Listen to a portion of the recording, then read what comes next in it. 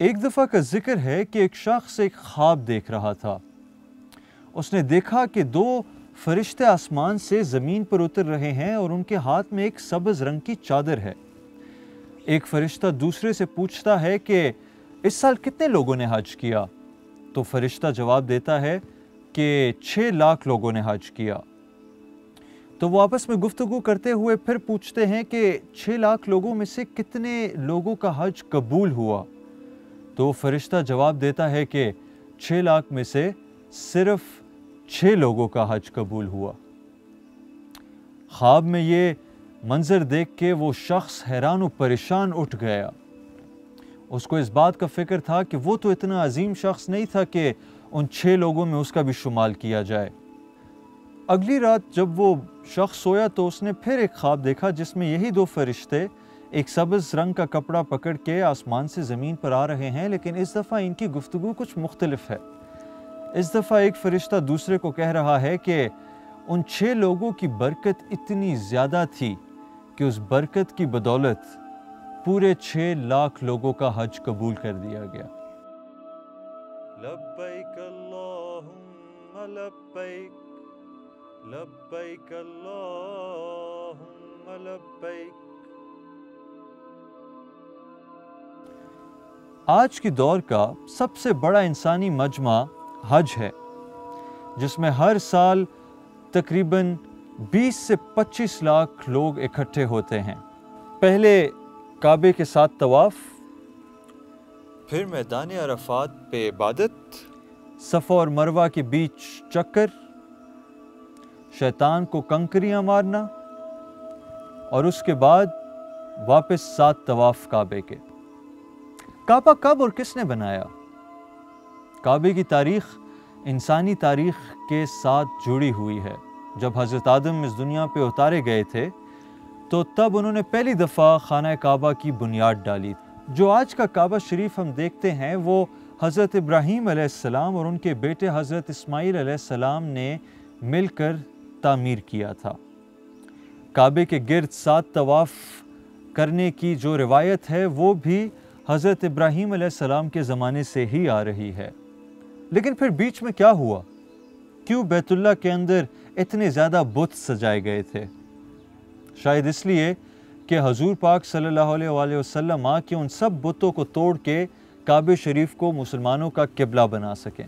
حج کا جو یہ پورا سلسلہ ہے یہ کئی خوبصورت روایات اور واقعات پہ مشتمل ہے۔ اس میں سے ایک انتہائی خوبصورت واقعہ حضرت ابراہیم علیہ السلام، بی بی ہاجرہ اور حضرت اسماعیل علیہ السلام کے صبر پہ ہے۔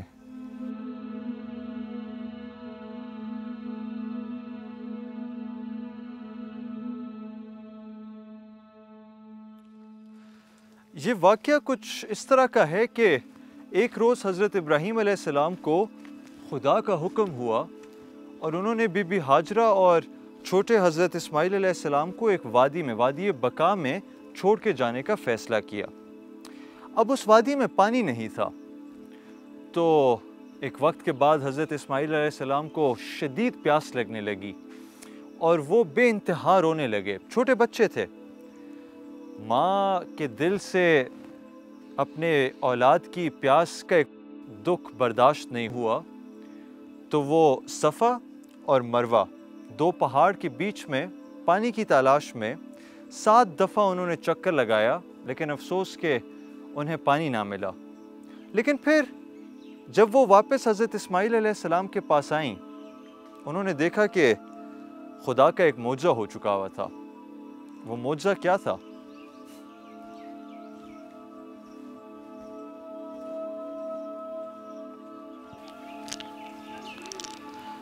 اللہ جی کہتے ہیں کہ وہ اپنے مخلوق پہ، اپنے بندوں پہ برداشت سے باہر کی تکلیف نہیں ڈالتے۔ تو یہ تو ان کے پیغمبروں کی، ان کے انبیاء کے خاندان کا واقعہ ہے۔ جب بی بی ہاجرہ واپس حضرت اسماعیل علیہ السلام کے پاس آئیں تو انہوں نے دیکھا کہ ایک بنجر زمین میں سے پانی نکل رہا ہے۔ اور کیا پانی نکل رہا ہے؟ اپنے زور و شور کی عروج پہ بی بی ہاجرہ نے پہلے کوشش کی ریت اٹھا کے اس کا زور کم کرنے کی، لیکن وہ پانی کا زور کم نہ ہوا۔ تو پھر انہوں نے اس پانی کو حکم دیا، زوم زوم، یعنی کہ رک جاؤ۔ وہ پانی آج بھی حاجی صفا اور مروہ جا کے بہت شوق سے پیتے ہیں۔ میں نے کسی سے کبھی پوچھا کہ ہم جب حج پہ جاتے ہیں تو ہم شیطان کو کنکریاں کیوں مارتے ہیں؟ تو اس کسی نے جواب دیا کہ اسلام ایک ایسا مذہب ہے جہاں ہم باطنی طور پہ شیطان سے لڑتے ہیں، اپنے نفس کو اپنی روح کے قابو میں کرنے کی جستجو کرتے ہیں، لیکن حج وہ واقعہ ہے کہ ہم ظاہری طور پر کنکر اٹھا کے شیطان کو شکست دینا چاہتے ہیں اور اپنے دین اور اپنے ایمان کی فتح مقرر کرنا چاہتے ہیں۔ لبیک اللہم لبیک، لبیک اللہم لبیک۔ جب ایک انسان حج پہ جاتا ہے تو وہ اس کے پرانے خود کی موت کا واقعہ ہوتا ہے اور ایک نئے خود کی پیدائش کا۔ حج ہمیں صبر سکھاتا ہے، ہمیں برابری سکھاتا ہے، ہمیں بھائی چارہ سکھاتا ہے۔ آسان نہیں ہوتا 20 سے 25 لاکھ لوگوں کے مجمع کے ساتھ یکجہتی میں سفر کرنا، عبادت کرنا، لیکن یہی تو امتحان ہے، یہی تو عبادت کا سلسلہ ہے۔ جب مختلف ملکوں سے، مختلف رنگ کے، مختلف زبانیں بولنے والے، مختلف روایات رکھنے والے، مختلف لباس پہننے والے، مختلف لوگ ایک جگہ پہ یکجہتی میں ایک لباس، ایک کلمات لبیک اللہم لبیک کی صدا لگاتے ہیں تو وہ ایک طاقت سے ابھرتے ہیں، امت مسلمہ۔ حج کے اس پورے سلسلے کے بعد ایک اور روایت کی جاتی ہے جو حضرت ابراہیم علیہ السلام کے صبر کا امتحان لیا گیا تھا۔ جب وہ اس امتحان میں کامیاب ہوئے تھے تو خدا نے وہ حج کے اختتام کی ایک روایت بنا دی، اور تب سے لے کے قیامت کے روز تک وہ روایت زندہ کرنے والی یہ مسلم امہ۔ لیکن وہ روایت ہے کیا؟ یہ تو ہم سب جانتے ہیں۔